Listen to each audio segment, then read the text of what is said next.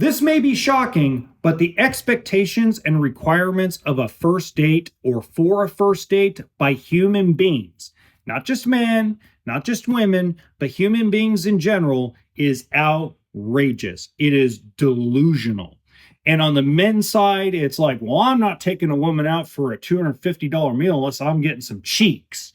And then on the women's side, I ain't going to TGIF Fridays. I have higher standards than that. I mean, it's gotten so out of control that I've gotten to the point where I won't date any woman that lives in the United States of America. I don't care if you're a student visa. I don't care if you're a resident, work visa, citizen, doesn't matter. If you live in the Western culture of the United States of America, I want nothing to do with it anymore. And I'm going to give you an example that doesn't deal with me, that actually deals with a friend of mine. Okay. And I get this a lot from people that are in my industry that make really good money. And there are men that are 6'2", 6'3", and gorgeous and make $250,000 a year plus in the industry I'm in. And those guys are having a tough time finding a woman. Imagine that. All the BS online about 6'2". One guy, well, we'll just say that one guy I know, I'll just put it together like that and you can guess what it is. Okay. And he's 6'4", built like a brick house, has a Maserati as a car, lives in a $2 million home, and can't find a good woman. Crazy. Crazy. Okay. Now you're probably wondering, what is that? How is that possible? Well, I'm going to use him as an example. Okay. And, he's a really good man, really good guy, charitable, just awesome dude. Okay. So he doesn't tell anybody about what he does until they really get to know him. He kind of hides what he does. He doesn't show off anything. He doesn't show anything. In fact, he still has his 1997 Toyota Camry that he had back in college when him and I met. Okay, still has that car today and uses that as a daily driver just so that way he stays under the radar. And so he meets this girl, and she's about 5 years older than him. No kids, okay? And just, he showed me a picture of her. She's drop dead gorgeous, educated, makes good money, has a good career. He's like, I think this is it. We've been talking for 4 weeks. We just haven't been in the same city because of work. We're finally going to be in the same city. And so he told me 2 weeks ago, he goes, I schedule a first date for the Saturday before Thanksgiving. I go, congratulations, dude. It seems like you guys are finally on the same page.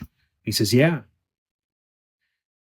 So on Thursday night of last week, the Thursday before Thanksgiving, okay, he calls me and he goes, well, I'm available all this weekend and next weekend, man. I go, what happened? I thought you were going out. And he says, did she have to reschedule? He goes, no, she didn't have to reschedule. She called me and said, hey, by the way, one of my requirements to meet in person is you have to pay my rent for December.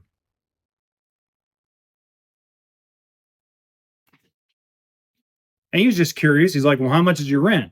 $3,650.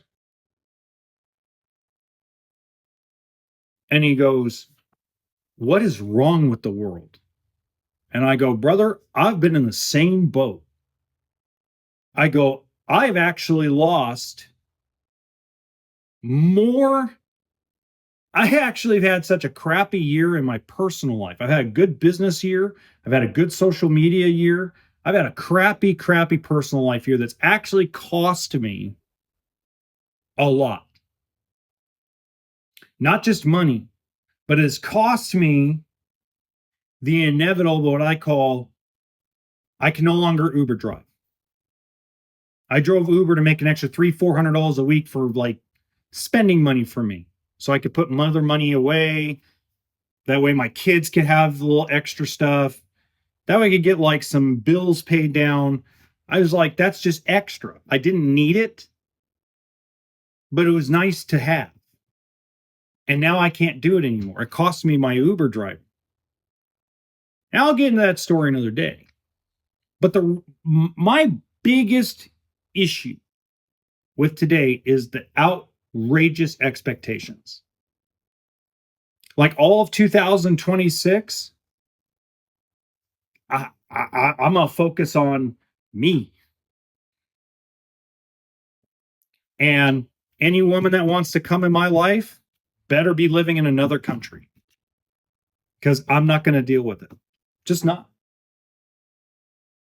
I'm not going to be rude. I'm not going to sit here and pretend I'm the best person in the world or put myself on a pedestal or anything like that.